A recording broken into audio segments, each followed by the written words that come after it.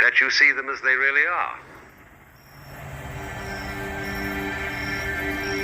Well, now really, when we go back then to falling in love and say it's crazy, falling, you see, we don't say rising into love. There is in it the idea of the fall. And it goes back, as a matter of fact, to extremely fundamental things. That there is always a curious tie at some point between the fall and the creation.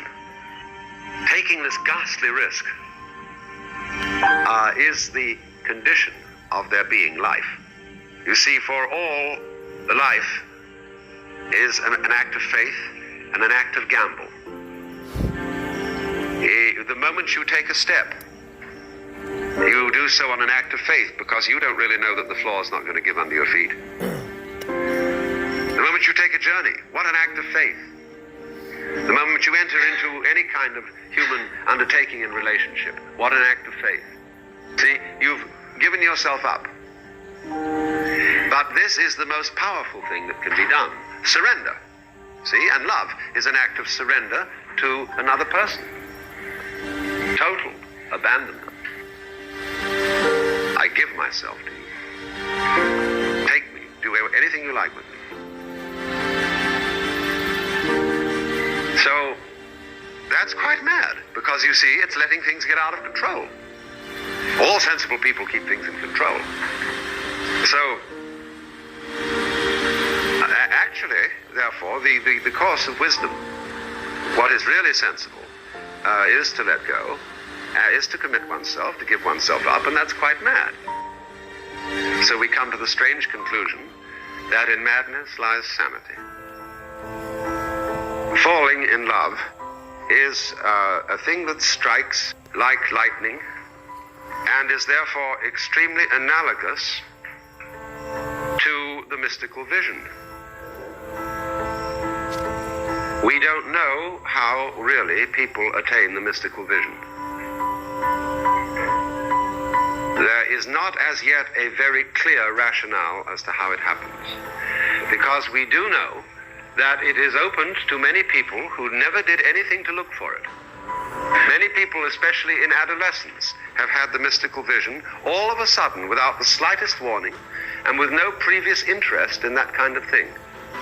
On the other hand, many people who have practiced yoga or Zen disciplines, or what you will, for years and years and years, have never seen it.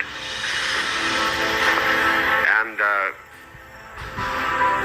in both classes, there are, of course, exceptions.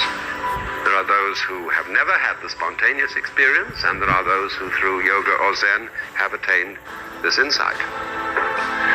But as yet, we are not clear as to why it comes about.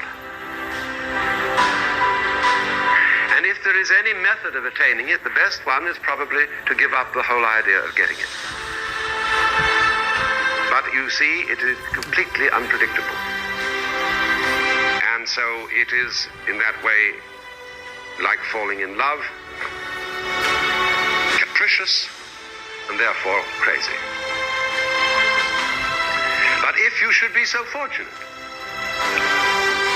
as to encounter either of these experiences, it seems to me to be a total denial of life to refuse it. And what we therefore have to admit in our society, so that we can contain this kind of madness, we must be far more realistic about the marriage arrangement, so that it can contain the possibility of falling in love.